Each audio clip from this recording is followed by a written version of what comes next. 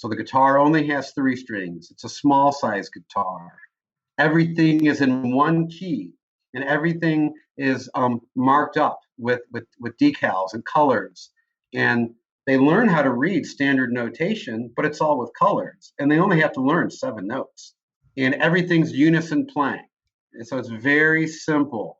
It's almost shockingly simple, but it needs to be that way.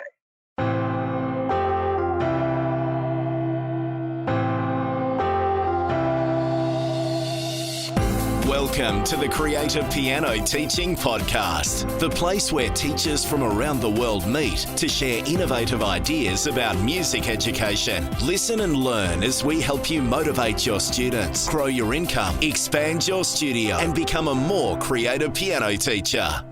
G'day everyone, and welcome back to Season 1, 2018 of the Creative Piano Teaching Podcast. You're listening to episode number 117, that's Series 1, Season 1 I should say, Episode 1 of 2018. And if you're one of my Inner Circle piano teaching community members, a very special welcome to you. My name is Tim Topham, your host for the show, and if this is your first time here, then thank you so much for tuning in. I really do hope that you enjoy the conversation that we have today, and that you of course go and tell all your piano teaching friends about it. For those of you who have been listening for a while, thanks again for choosing to spend time with me. I certainly don't take for granted that you're all very busy people and have lots of other things you could be listening to, so thanks again for tuning in. The Creative Piano Teaching Podcast, of course, is the place where you can get weekly inspiration, ideas, business, and teaching strategies to help support your teaching and grow your studio. Today's show notes and full transcript are available as usual if you head to timtopham.com/episode 117. We're kicking off Season 1, 2018 with a very special guest talking about creating preschool music programs. And I know that many teachers are interested in teaching younger students, younger than the sort of average starting age of probably 7 or 8, but perhaps don't know where to go. And there are a number of courses that you can purchase or license, but today's guest has actually built his own and is actually going to share some of the ideas and strategies around how he did that in case that is something that interests you as well. My guest today is a music school owner who used to turn away 4 to 6-year-olds who wanted to learn how to play an instrument in his studio. This inspired him to develop and license rock band programs that allow a whole new age group to participate in the ensemble experience and of course feed into the rest of his studio offerings. So Dave Simon, welcome to the show. Great. Well, thank you. And thank you for having me. It's an absolute pleasure. I've been following what you've been up to online for a little while now, so it's good to finally meet and have a proper chat and also share some ideas with some other teachers. You're doing some great things. Thank you. Now, before we jump in today, let's get a little bit of context to what you're actually up to these days. Where are you based? How many students are you looking after? What instruments are being taught? Those kinds of things. So I'm based in St. Louis, Missouri, here in the States. And I have 260 students. I've been around for 14 years. My whole school was launched on this whole idea of group programming, which has really paid off well over the years. And what's your instrument? You know, no one ever guesses this, but I'm a bass player. Oh, right. I thought you might have been a drummer, actually. Oh, okay. Well, usually people think guitar, piano. I like drummers. The drummers are very cool, so I'll take it. But yeah, I'm a bass player, and to answer your other question, we teach guitar, drums, piano, bass, and voice, kind of everything that you would find in a rock band. Right. Okay.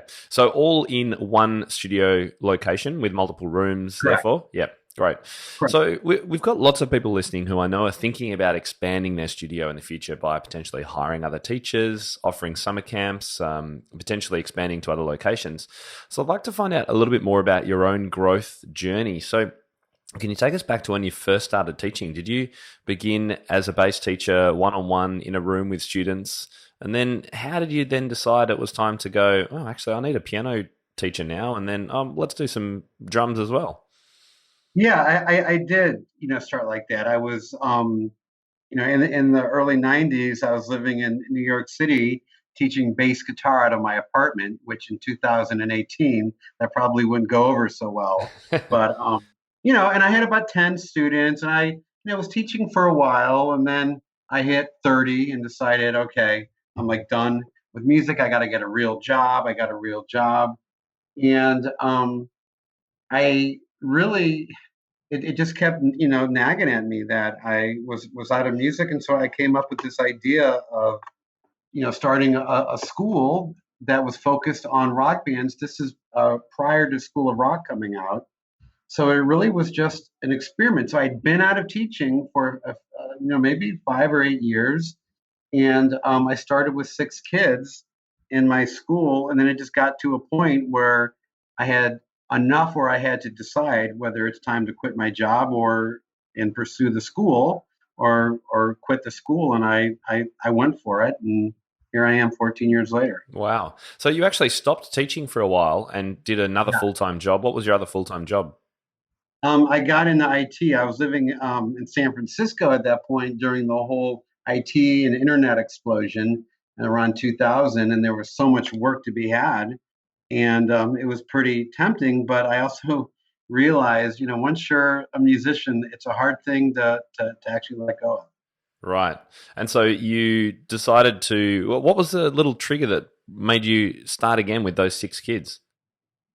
So here's what's funny is that I went to a career counselor and I did this whole process of questions, and it was I don't know, maybe like a 16-hour process. And at the very end, she said, "Well, I've concluded that you need to go into music education." I'm like, that's exactly what I'm trying to get out of. Interesting. But to really to be digging a little bit deeper, I grew up, or in college, I was a jazz studies major. And what I loved about that was that we had a combo leader who wasn't, playing with us and had all his ears and attention on the group. I was also a rock and roller at the time, and I felt like that as a rock and roller, it would be so beneficial to have an older, more experienced person kind of playing that role of a conductor or a leader, and that doesn't exist in the rock world. And so I thought, well, maybe I could just put something together where young kids are working with me and I can be their mentor, because I had that in jazz, I had it in classical, but in rock and roll, it's just you and your buddies in a garage. Right. And where did you start with those 6 kids? I just rented a basement of a music store. Right. Okay. And how did you find those kids originally? I walked around town and just put up posters and said, "Open house, Dave Simon's Rock School." And I had no idea what that was going to even mean. So people showed up, about 10 people showed up to the open house, and I signed up 6, and then, away I went. And about a year later, I had 65 kids. The movie School of Rock came out, which was a huge, game changer for me. And I noticed you mentioned that before. That did actually have an impact, did it? Well, the minute I heard about it, I emailed all the local media and said, "Hey, we've got our own School of Rock here in St. Louis." Kind of pitched to them. Clever, yeah. Right. And so, this was like a great moment. I quit my corporate job. I had my, maybe 10, 15 students, and I was waiting tables again. Here I was in my mid to late 30s waiting tables, and my boss comes to me and holds up the cover of the local newspaper with my picture on it. And he's like, "So when are you giving me my 2 weeks notice?" And about 3 days later, I gave her my 2-week notice, because everybody was calling. They wanted to be a part of this, rock school thing. Wow. That's some clever PR and some lucky timing too, I guess. Right. Yeah. And so when it came to, so you had these 6 kids. So sorry, let's just go back. The open house, just to get the language right. That's like where you just say, "Hey, anyone come along and we're going to jam and you can have a look at what I'm doing," sort of thing, for free. No, so I had an open house, and I just shared my vision of what I wanted the school to be. And at that point, I was going to be the teacher. Yep. And because I was the only employee. And that was a free event that any parent or child could come along to. Right. But there was no playing, and I knew nothing about business. And I have this very vivid memory of the people there waving, kind of holding up their checkbooks, going, "How much is it?" Oh, and wow. I hadn't even thought about that. Wow, And how so I just interesting. made up a price right on the spot. Right. Okay. And so that core of six, so they were kids. What kind of age were those kids? Early teens, late teens. Yep. I'm Great. sorry, early teens, kind of preteen as well. Yep. So they signed up and you began teaching weekly group rock classes with all of them on different instruments in one room. Right. And then I would drive to their houses for their private lessons. Wow. Okay. So each week they would have one group class jamming together in the room with you conducting effectively, and then you'd go to their house as well. Right. Once I got to 8 or so kids, I split them into two groups and I just kept building more and more groups. And for an additional price, I would come to their home. Right. Okay. And now what was nice is that the music store had people renting rooms that were teaching lessons. So I was getting a lot of their students. So a lot of them were still staying with their private instructors. So it really worked out well. Oh, okay. So above you in the main music school or Right. wherever that was, there was kids having private lessons who were hearing some cool music going on in the basement and going, "Well, hey, maybe I could join in that." Right. Right. Right. Wow. Yeah, that's a very and as you kind of admit, it's fortuitous, I guess, and kind of lucky that it's kind of worked Right. out that way. And you obviously timed things really, really well.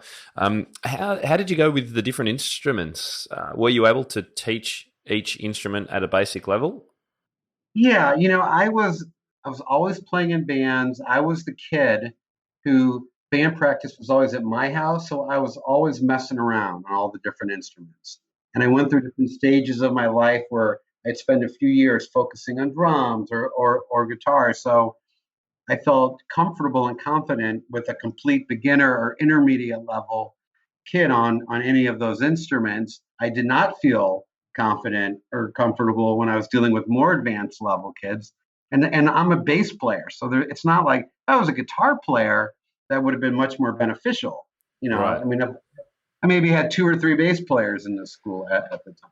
Yeah. So you were competent enough to get kids started on keys, drums, bass, and guitar. They were your primary rock instruments. Right. But I knew what those instruments were supposed to sound like, and I knew how to guide those kids. As long as they didn't say to me, well, let me hear you play it, I was okay. Right. Okay. And when they rocked up that first group of eight, did you say, all right, well, sorry, first group of six, did you sort of go, okay, well, Simon, you're on the drums and Julie, you're on the bass, or did they get to pick? Or did they keep swapping?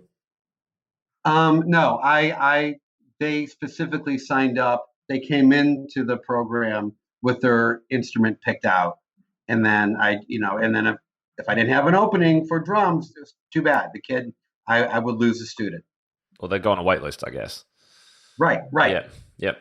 So it's such an interesting story. I love hearing how people start these things, and it really sounds like you didn't quite know what you were doing or what you were trying to build by your own admission. And look what's happened now. I had a vision. Sorry, I had a vision of what it ultimately would look like, and I just focused on that endpoint, even when I pitched it at the open house. Right. Great. And so let's talk about the building of the studio. So how did you know when to hire other teachers, and how did you get the right people? Well, look, I mean, first of all, the school maxed out. I only have so much time to teach. We all do who teach. We're limited, and so as I started kind of reaching that full capacity point, I had some really tough questions to ask myself, like, well, do I raise my prices? What do I do now? And so I just started hiring people, but then I didn't have any criteria as to what I was looking for. So there was a lot of hiring and firing and trial and error.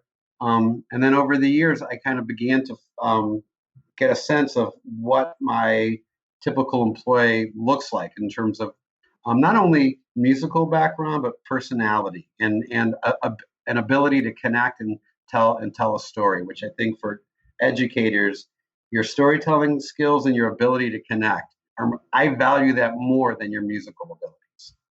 Wow. Now that's a pretty big call because most people would put the music ability way above anything else. Why Sure. is the storytelling so important? The ability to tell stories so important to you? Because when you're telling a story, you're pulling your student in to the moment. With kids, the minute you start talking, they start zoning out.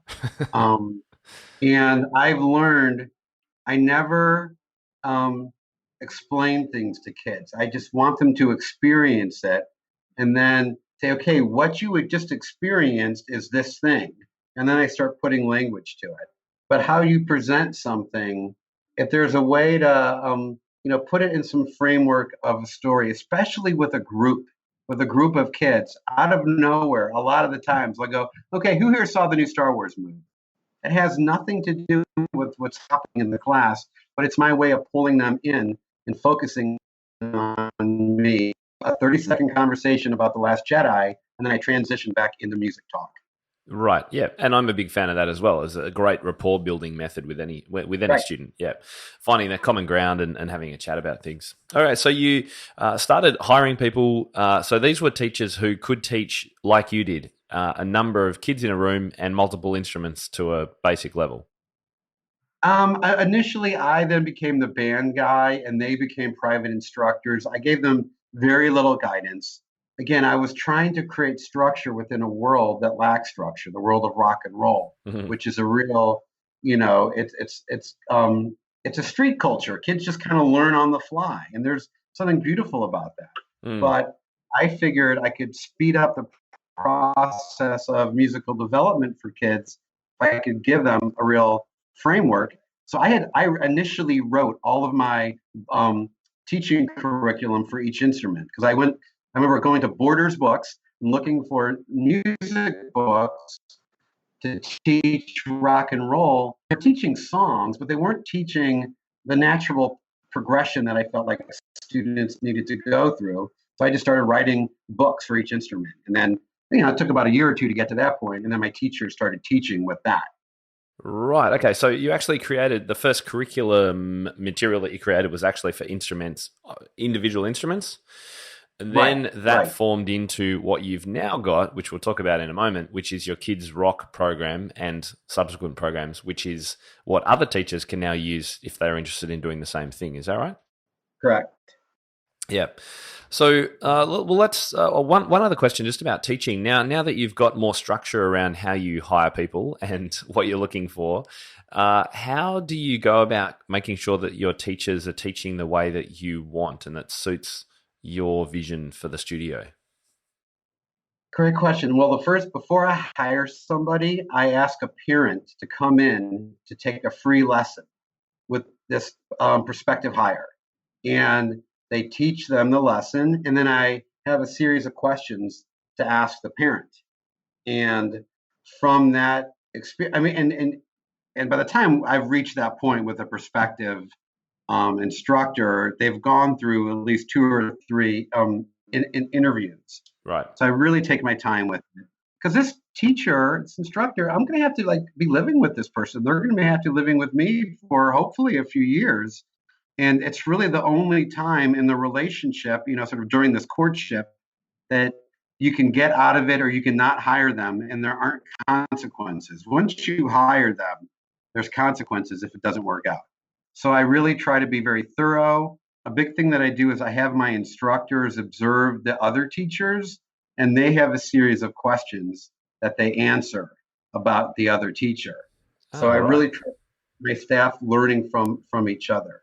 Like what kind of questions are they looking to answer? It might be questions about how does the teacher structure the lesson? How do they troubleshoot problems? Are they playing most of the time? Or no, it's questions about how much time is spent playing and how much time is spent talking and Talking? Yeah. instructing. Yeah. And then I also say, I think, is there anything that the instructor does that you feel that you could incorporate into your own teaching? And that's an Mm. interesting question. Yeah. Yeah, that's great. And so, and just going back, you actually get them to teach a lesson to a parent, not a child. Is that right? Correct. Why Correct. why not a child? Because a child, it would be hard, I feel, to ask. I mean, that's a great question. I feel like it would be hard to get the information that I need from a child because I need critical information. And I need the good and the bad and the ugly. And I think for a kid, that could be a lot of pressure. I see. Yeah, so it's more about you're asking the person who's receiving the lesson to give you feedback. It's not just about you observing how that teacher is interacting with the student and what they're Right. doing. Got it. And I think this also brings up the bigger question of who is our real customer? Is it the parent or is it the child? And there's a real challenge there. And one question I always ask the parent is, if you were looking to place your child in or another child in my studio, how would you be okay with this person teaching your child? And that answer is pretty much what helps me make my final decision. Yeah, a really interesting approach. I haven't heard of it done in that way before. So I'm sure people who are listening, who are interested in this and who are hiring people or considering it, will definitely take some ideas away from that. So thanks for sharing that. Right. Sure. All right. So you started creating resources, these books on specific instruments and how you think they should be taught to introduce the rock kind of style playing. Correct me if any of this is wrong. I'm just kind of summarizing. And then eventually you wanted to be able to hand over your own job, I'm guessing, which is you were the band guy. So you started creating material around how you actually did that. Right. And I've learned with music instructors, first of all of us are very passionate about music. And I have noticed that if you give music instructors too much guidance, if the framework's too tight, they can push back. So I try to give them a very general framework. And I try to empower them and say, look, you teach your way, but be sure to hit on these points. And those points, I think any music educator would feel comfortable with. Right. Oh, it's very much aligned with my own views on that. So when I produce materials, I always call it a framework rather than a method.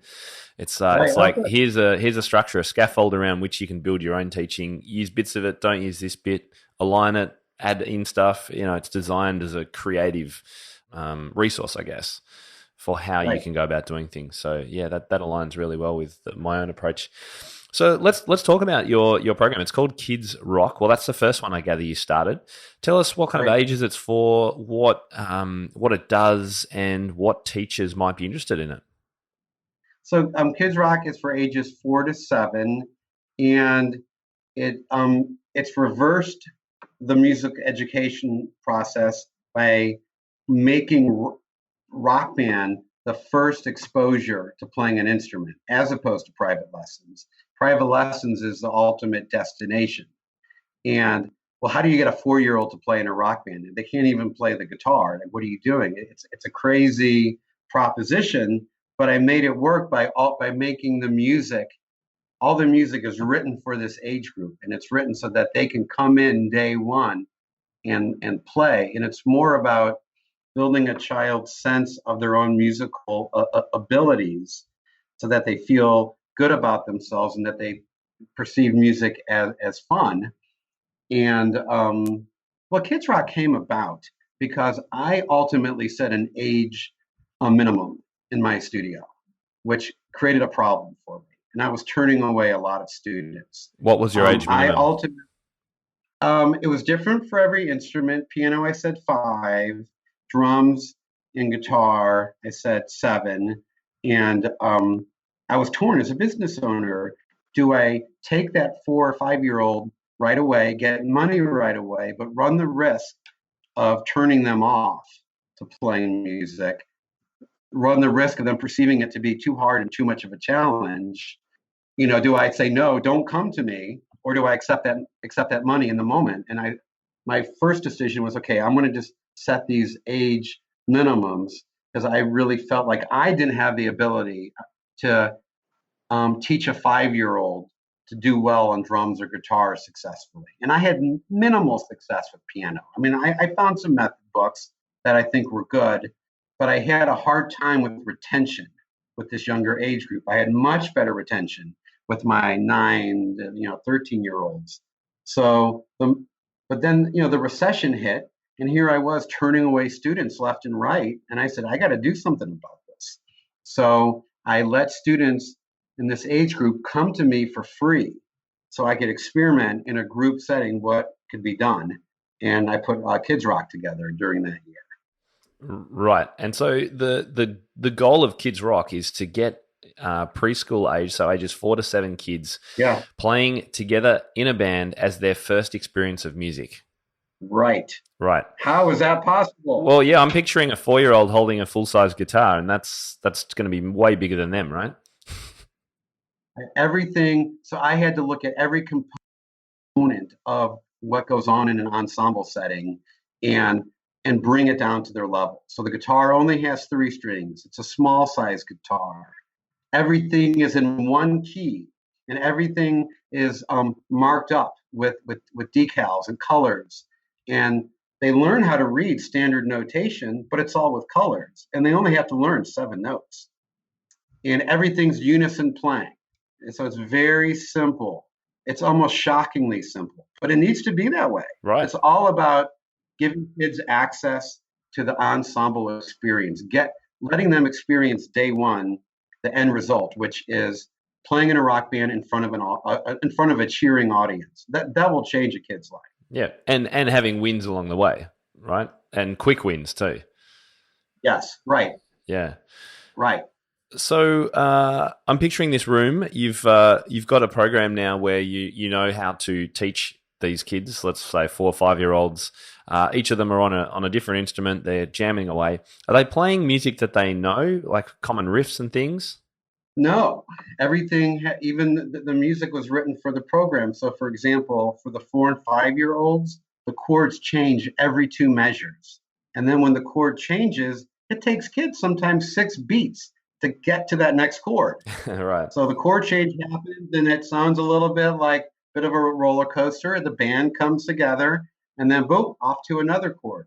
And then as the kids get older, the rate of chord changes picks up, and the concept of a chorus is introduced to the music. The little kids are only playing an 8-measure pattern that repeats, and that's the whole song. Right. And are they playing along to a backing track to kind of fill it out a bit and keep them in time? No, the instructor plays along either on piano or guitar, but in concert, I go to my older students and have older as in maybe 9 or 10, and they help out and they play along with the kids. Right. So that's great. I build a little bit of mentoring. Yes, I build a band within a band. Yeah, nice. And so I think you said that you launched a beta version of this first to test it out. How did that work out? So I had a local competitor who was 10 miles, 15 miles away. It wasn't a direct competitor, friendly with the guy, and he was interested in the program, and he wanted me to put one of my employees on site to teach it. And I said, why don't you run the program and I'll teach you how? And I worked closely with him for about a year, and just, because now it's like, okay, now I got to get this thing in a box with a little pretty bow on it so that he can open it and run his own version of it. And I realized, wait, I'm onto something here. Maybe I'm offering something that can be helpful to other music instructors and allow them to not only feel good about this age group, but maximize their profits by having 6 kids in a band. And it kind of just took off from there. And I started taking it nationally, and then I got into Canada and then the UK, and so here we go. Fantastic. And so do teachers who are interested in this have to buy the instruments as well through you or somewhere else? How does that work?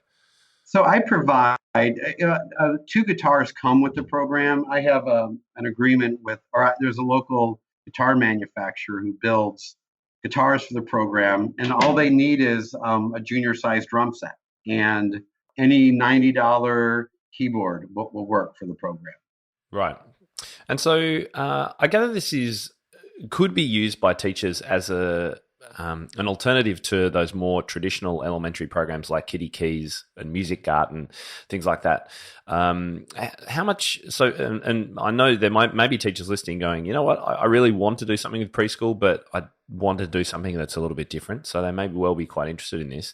How much of an impact has opening up this age level with this group action and this activity had on things like your retention, the students' skills when they move up to the next level, and then of course your bottom line. Right, great question. My retention rates have really improved dramatically at the same. Think of Kids Rock as like soccer. I'm sorry, football. We're dealing with Australia here. Think of it as like football for 5-year-olds. Any kid can do it. Any kid can join the team. But what percentage of those kids playing football at 5 are going to be playing it when they're 10? Okay, it's a limited percentage. Whereas before going into private lessons, there was I think a significant barrier to entry. You got to buy a piano, you got to buy books, you got to do all these things. Whereas Kids Rock, any kid can do it. So the kid who's really connecting with music and is falling in love with it, not only are they going to stay with your program, but they're gonna grow up with your school. So you had talked about retention. What's interesting is that the kids who graduate from Kids Rock, they stay with me for much longer than kids that are coming in at maybe 8 that aren't coming from Kids Rock, because the Kids Rockers do have some developed fine motor skills that your typical 8-year-old doesn't have. And more importantly, they're confident in their abilities because they're 7 or 8 and they've already played about 6 concerts in front of 100 people. So music's been a part of their life for a couple of years. Mm. And then the impact on the bottom line, obviously it's been positive because you've opened up an area that you weren't actually catering for before. Right. I mean, now it's interesting. 20% of my revenues are coming from Kids Rock. So I'm getting new money today, but I would say 40 to 50% of my studio are Kids Rock graduates. So from a marketing standpoint, it's a funnel. I'm not having to spend so much on advertising, and my competitors are not interested in this age group. They don't want 4-year-olds, unless they're going to put them in some like Kitty Keys or, Kinder Music. The guitar teachers in my area, they don't want 4-year-olds in guitar lessons. School of Rock doesn't want them, but not only will I take them, I'll keep them. Right. Yeah. Well, you've absolutely cornered another whole area of the market, which is obviously being underserved, and created something really special for them. So, congratulations. It sounds like a great program. Thank you. And I understand that you've now subsequently, after creating that and having such success with the preschoolers, you've then realized, well, actually now I need something for the preteens and then something for the next group. So you've actually got a series of programs now, haven't you? Right. Because first of all, Kids Rock created a new problem for me. Because now I've got these 6 and 7-year-olds loving being in a rock band. And then I was saying, okay, you're too old for Kids Rock. Go into piano lessons now. Okay, but I want to be with the band. Sorry. You're like, I don't have anything for you. So I extended Kids Rock with a whole new program called Junior Rockers that takes the philosophy of day one, you're in a rock band. And what's happened for me is now if somebody calls up to my studio with an 8 or 9-year-old and they want to take piano lessons, I say, look, let me tell you about Junior Rockers. And let me tell you what this can do for your child. And then you pick for yourself. Do you think Junior Rockers is the best fit or private lessons? I'd say 80% go right into Junior Rockers, and then they upgrade to private lessons. Right. So private lessons is in my studio. It's really for the kids that have convinced themselves that they want to really grow as a musician and kind of hone those skills. Yep. And it's, as you say, it's a great funnel. You get them in the door at the start, and then they can move up through the sequence of activities onto private lessons potentially if they want to. Just at the beginning of their time with you in the Kids Rock program, what's the expectation with practice? None. Right. There's nothing they buy. They don't do it at home. It only happens in the class.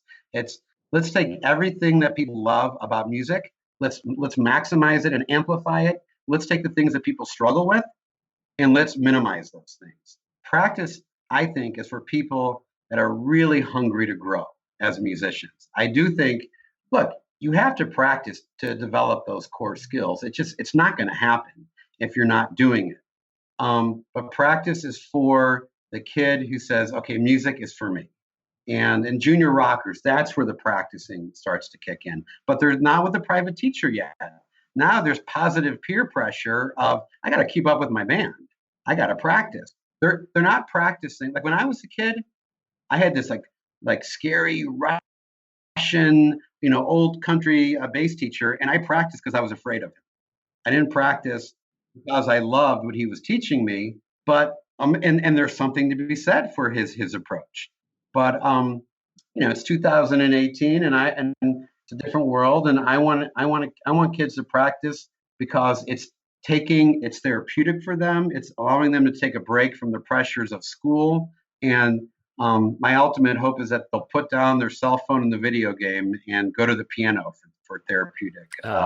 Wouldn't that be great? Yes, absolutely. I think everyone will be nodding their heads as they listen.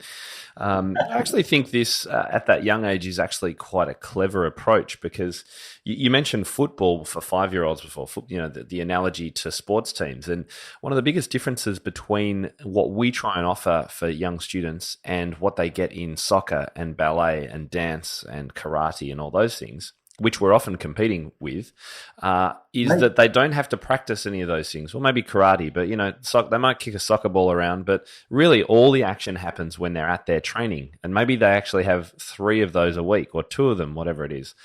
So you've almost taken a leaf out of sport in that regard and created a program where kids come and do it when they're there. And then they come back the next week and they do it some more, and they have fun, they enjoy it. Maybe they'll go and tinker on the weekend. They'll kick a soccer ball around with their family or something like that.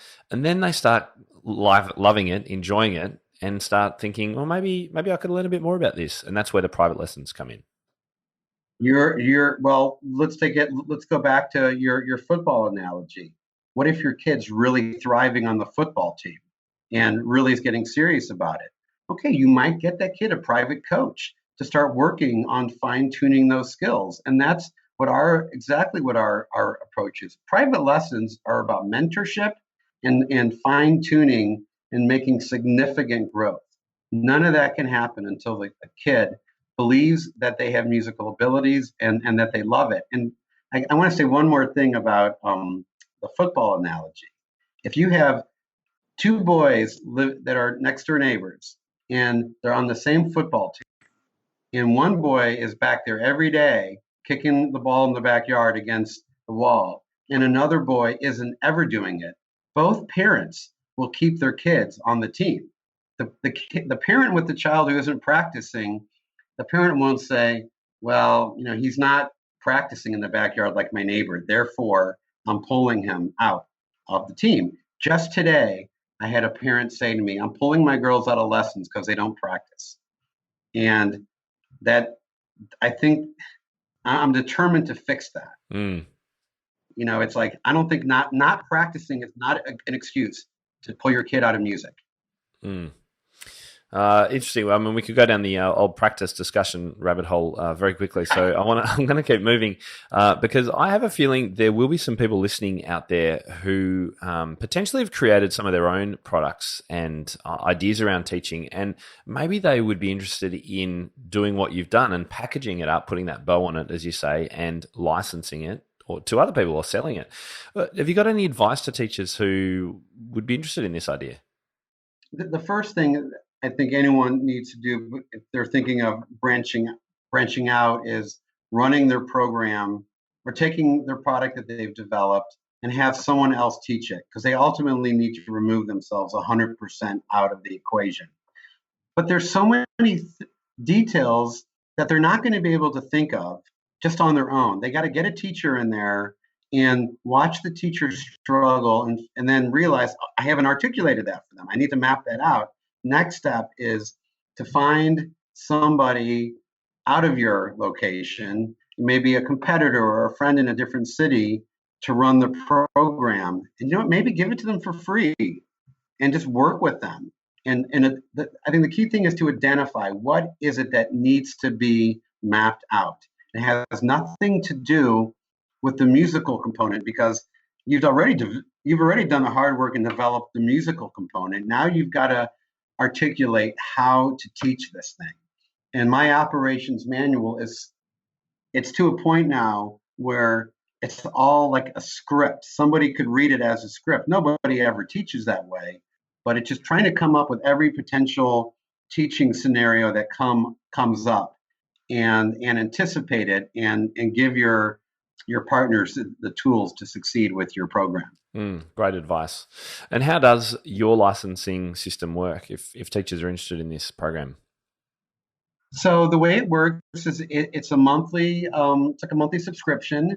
They commit for a year. I give them an operations manual. I give them song books, recordings, training videos, and audio. It's everything that they need to do to succeed. And more importantly, I give them my cell phone number so they can call me when they have problems, because their problems are going to, and my solutions I help them come up with are going to go into my operations manual.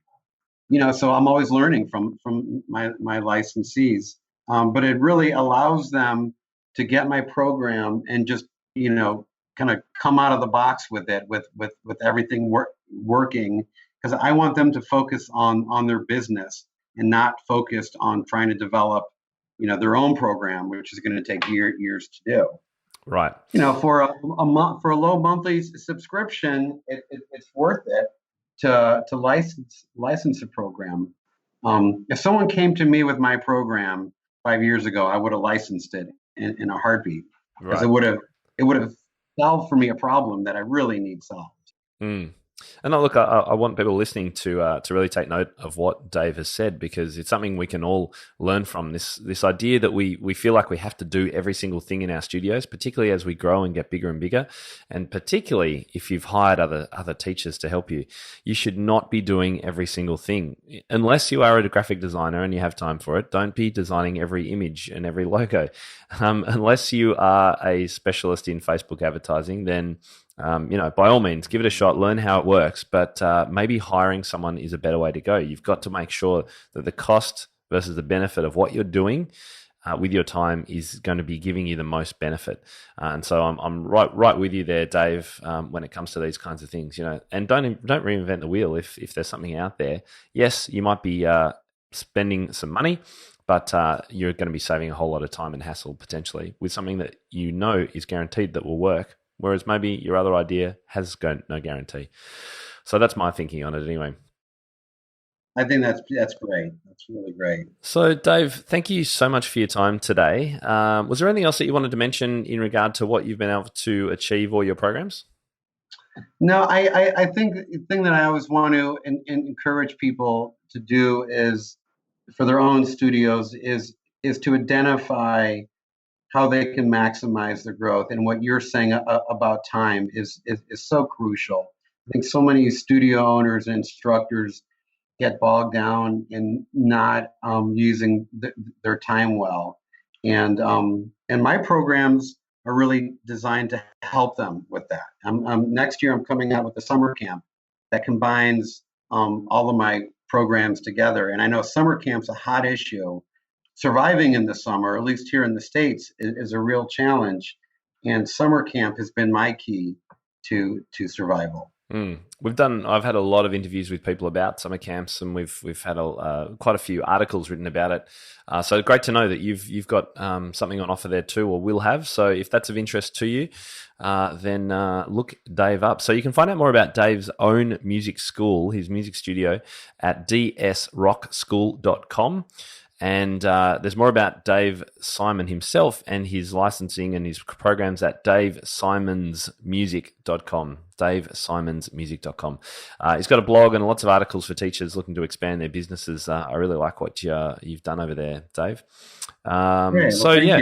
Thank you very much for your time today. And hopefully we'll be able to meet one day properly in person. Yes. And if we meet, it's going to be in Australia for sure. All right. You're welcome down under anytime, mate. Great to hang out with you, and keep up the fantastic work you're doing. Great. Thanks. Same to you. Keep it strong. See ya. All right. Bye-bye. Well, everyone, I do hope you enjoyed my interview with Dave Simon. A few reminders for you. Music Expo in London is on this time in 2 weeks. It's on the 22nd and 23rd of January. It's a completely free event for music and drama teachers in London. It's at London Olympia. So I'm actually going to be speaking at that event on the Friday at 10:15 in the Rock, Pop and Tech Theatre. It's going to be pretty cool. We're talking about 4-chord pop composing, a creative music lesson for millennials. That's the official title. It's 45 minutes worth, and interestingly enough, it's going to be the first time I've presented in a theatre with headsets on. So it's because it's in a kind of semi-open space in the expo room. Everyone's going to have headsets on. I'm going to have a headset on, and that's how you're going to hear what I'm playing and what I'm talking about. It's going to be really interesting. I'm looking forward to it. So that's on the 22nd, 23rd of February. I do hope that if you're in London, you make some time to come along to that. And if you do, of course, make sure you come and say hi after my event, or at some stage anyway. And as you are a podcast listener, and many of you are my Inner Circle members, then make sure you find out about the meetup. We're going to have some meetup drinks at a fantastic bar called The Anthologist on the Monday night before the event. To find out more about that, head to timtopham.com/meetup. Next week in episode 2 of season 1, we've got the first of our 2018 composer spotlights with a person you'll know well and who is also new to the podcast.